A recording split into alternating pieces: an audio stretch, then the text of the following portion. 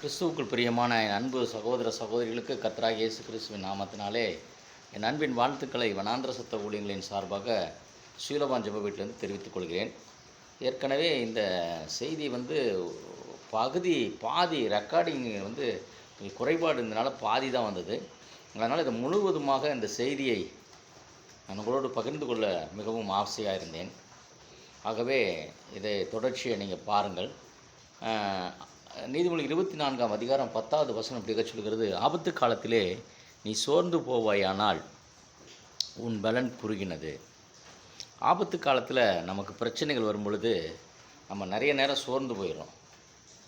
பல பிரச்சனைகள் நம்ம பயங்கரமாக யோசனை பண்ணி செய்கிற காரியங்கள் கூட நம்மளால் செய்ய முடியாமல் போயிடும். குறிப்பாக இந்த எலி பார்த்திங்கன்னா தேங்காயை திருடுறதுக்காக அந்த எலி பொறிக்குள்ளே வரும். ஆனால் அந்த எலி பொறி அடைந்த உடனே அந்த எலி அந்த தேங்காயை திருடுறதை மறந்துட்டு என்ன பண்ணால் சுற்றி சோர்ந்து போய் சில நேரத்தில் செத்து கூட போயிடும்.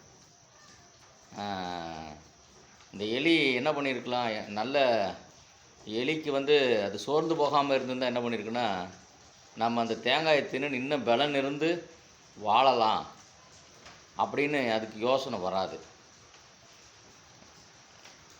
ஏன்னு கேட்டால் அது தன்னுடைய அந்த நிலைமையில் அது சோர்ந்து விடுகிறது. அது மாதிரி தான் மனுஷனும் அப்படி தான். பல நேரங்களில் நிறைய யோசனை பண்ணுவோம், நிறைய ஐடியா, பல பேர்த்துக்கு நிறைய ஐடியா சொல்லுவோம். ஆனால் நமக்கு ஒரு பிரச்சனைன்னு வந்துருச்சுன்னா நம்மளால் எதுவுமே செய்ய முடியாது, எதுவுமே யோசிக்க முடியாது. பல பேர்த்துக்கு பல யோசனைகளை நம்ம சொல்லியிருப்போம். ஆனால் நமக்கு ஒரு பிரச்சனைன்னு வரும்பொழுது நம்ம சோர்ந்து போயிடுவோம். வரலாற்றில் இப்படி ஒரு சம்பவத்தை நம்ம பார்க்குறோம். நெப்போலியன் எல்லாருக்கும் தெரிந்த ஒரு மனுஷன், மாவீரன் நெப்போலியன். அவருடைய முழு பெயர் பார்த்திங்கன்னா போனபட் நெப்போலியன் பேர். ஒரு பல போர்களை வென்றெடுத்த ஒரு போர் வீரன்.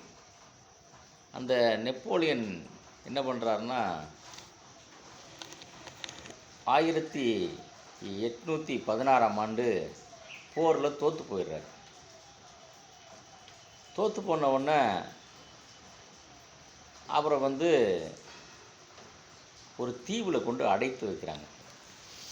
செயின்ட் ஹெலினா அப்படிங்கிற தீவில் கொண்டு போய் அவரை அடைத்து வைக்கிறார்கள்.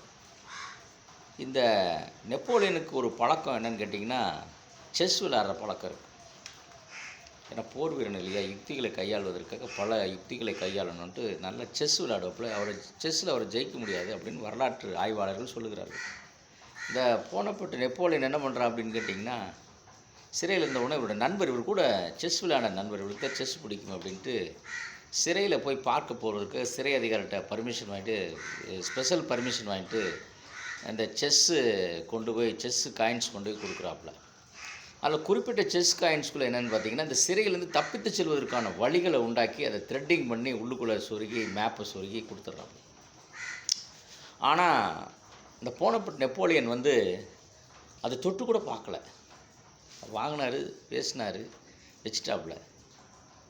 கடைசி வரைக்கும் இவ்வளோ பெரிய நம்ம தோற்று போயிட்டோமே அப்படிங்கிற அந்த சோர்வுலையே கடந்து போனார். சமீபத்தில் தான்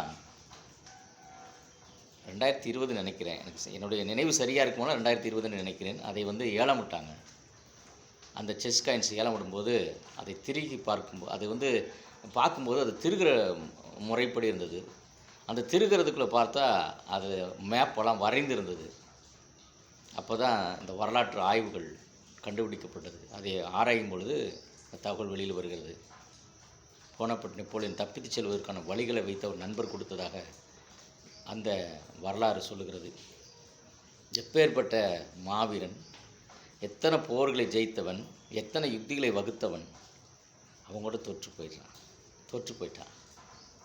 அது மாதிரி தான் அதான் சொல்லுவாங்க, மனுஷன் அப்படியே சோர்ந்து இருந்தானா சிலந்தி கூட கூடு கட்டிடும். ஆகையினால் இதை கேட்டுக்கொண்டிருக்கிறேன் அருமையான சகோதரனே, சகோதரியே, தோழனே, தோழியே, அம்மாவே, எனக்கு அருமையான தகப்பன்மார்களே, பல பிள்ளைகளை பெற்ற தகப்பன்மார்களே, தாத்தாமார்களே, பாட்டிமார்களே, குழந்தைகளே, உங்கள் எல்லாருக்கும் ஒன்று சொல்கிறேன். தோல்வி நிரந்தரம் இல்லை. தோற்று போக மாட்டீங்க, ஜெயிப்பீங்க. ஏன்னு சொன்னால் என் ஆண்டவர் மரணத்தை ஜெயித்தவர். மரணத்தை ஜெயித்தவர். மரணம் வரும் என்று தெரியும், அதை ஜெயிப்பேன் என்பது அவருக்கு தெரியும். தம்முடைய சீசர்களுக்கு ஒரு சொல்லிகிட்டே வந்தார். நாம் மரித்து உயிர்த்த இயேசுடைய சீஷிகளாக இருக்கிற நீங்கள் நானும் தோற்க மாட்டோம், ஜெயிப்போம். தோல்வி நிரந்தரம் அல்ல. கர்த்தர் உங்களை ஆசீர்வதிப்பார்கள். God bless you.